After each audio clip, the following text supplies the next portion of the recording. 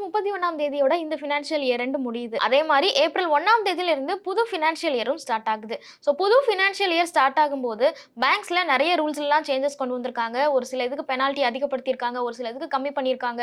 So ஓவராலா இந்த April 1ஆம் தேதியில இருந்து வங்கி சார்ந்து என்னென்ன மாற்றங்கள்லாம் வரப்போகுது, அது உங்களோட அக்கௌண்ட்டை இல்ல உங்களோட டிரான்சாக்ஷனை எப்படியெல்லாம் பாதிக்க போகுது அப்படிங்கிறது தான் இந்த வீடியோல டீட்டெயிலா பேச போறோம். முதல் சேஞ்ச் நம்ம தெரிஞ்சுக்க வேண்டியது என்ன அப்படின்னா, நீங்க ஏடிஎம்மோ இல்ல யூபிஐயோ பயன்படுத்தி கேஷ் வித்ட்ரால் பண்ணுவீங்கல்ல, அதுல சில மாற்றங்கள் கொண்டு வந்திருக்காங்க. அது என்ன அப்படின்னு பார்க்கலாம்.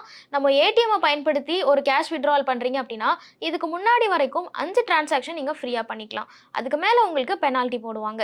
இந்த 5 டிரான்சாக்ஷன் அப்படிங்கிறது ஒரு சில வங்கிகளுக்கு மாறும். அப்ராக்சிமேட்டா எல்லா வங்கிகள்லையுமே 5 டிரான்சாக்ஷன் வரைக்கும் ஒரு மாசத்துக்கு நீங்க ஃப்ரீயா பண்ணிக்கலாம்.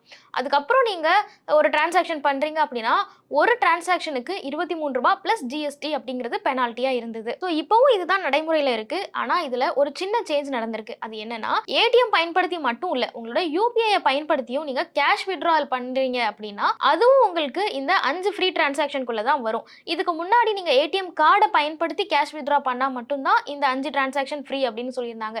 இப்போ யூபிஐ டிரான்சாக்ஷனும் இதுக்குள்ள கொண்டு வந்திருக்காங்க. யூபிஐ டிரான்சாக்ஷன் அப்படின்னா எல்லா டிரான்சாக்ஷனும் இல்ல, கேஷ் வித்ட்ராலுக்கு நீங்க பயன்படுத்துற யூபிஐ டிரான்சாக்ஷன் மட்டும் இதுக்குள்ள கொண்டு வந்திருக்காங்க.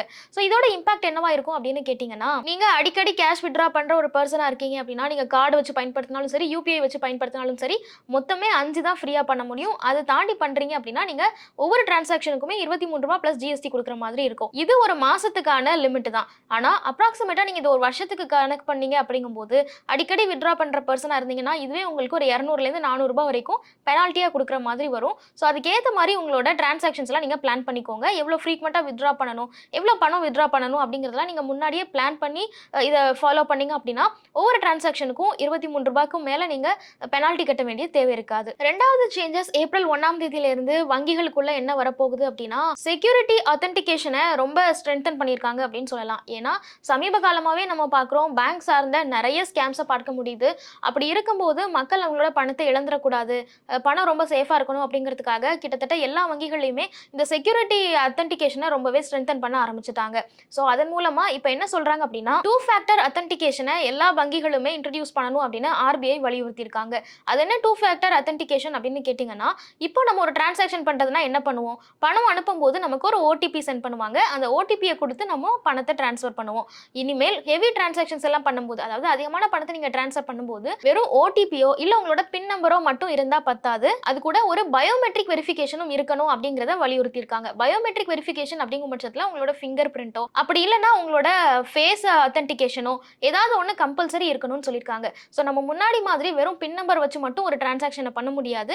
கண்டிப்பாக பயோமெட்ரிக் வெரிஃபிகேஷனும் கொடுத்தாதான் இந்த 2 ஃபேக்டர் ஆத்தென்டிகேஷன் ப்ராசஸ் கம்ப்ளீட் ஆகி உங்களோட டிரான்சாக்ஷன் கம்ப்ளீட் ஆகும். அதே மாதிரி இந்த 2 ப்ராசஸ் மட்டும் தானே அப்படின்னு கேட்டிங்கன்னா, பேங்க் ஏதாவது ஒரு அன்யூஷுவல் டிரான்சாக்ஷனை பார்க்குறாங்க, உங்கள் அக்கௌண்ட்ல இருந்து நீங்கள் இது வரைக்கும் டிரான்சாக்ஷனே பண்ணாத அளவுக்கு ஒரு பெரிய அமௌண்ட்டை டிரான்சாக்ஷன் பண்ணுறீங்க அப்படின்னாலோ, இல்லை சம்மந்தமே இல்லாமல் ஏதாவது ஒரு ஸ்பேம் நம்பருக்கு டிரான்சாக்ஷன் போகிற மாதிரி இருக்குது அப்படின்னோ, ஒரு அன்யூஷுவல் டிரான்சாக்ஷனை பேங்க் சென்ஸ் பண்ணுறாங்க அப்படிங்கும் பட்சத்தில் இந்த செக்கிங் ப்ராசஸை இன்னுமே ஸ்ட்ரென்தன் பண்ணுவோம், இன்னுமே விகரஸ் ஆக்குவோம் அப்படின்னு குறிப்பிட்டிருக்காங்க. ஸோ அதுக்கு என்ன ஸ்டெப்ஸ்லாம் எடுப்பாங்க அப்படின்னா, இன்னும் கொஞ்சம் உங்களுக்கு வெரிஃபிகேஷன் ப்ராசஸ் இருக்கும். அதே மாதிரி அந்த மாதிரியான ஹெவி டிரான்சாக்ஷன்ஸை கொஞ்சம் டிலேடாக ரொம்ப பொறுமையாக வந்து டிரான்சாக்ஷன் பண்ணுவாங்க.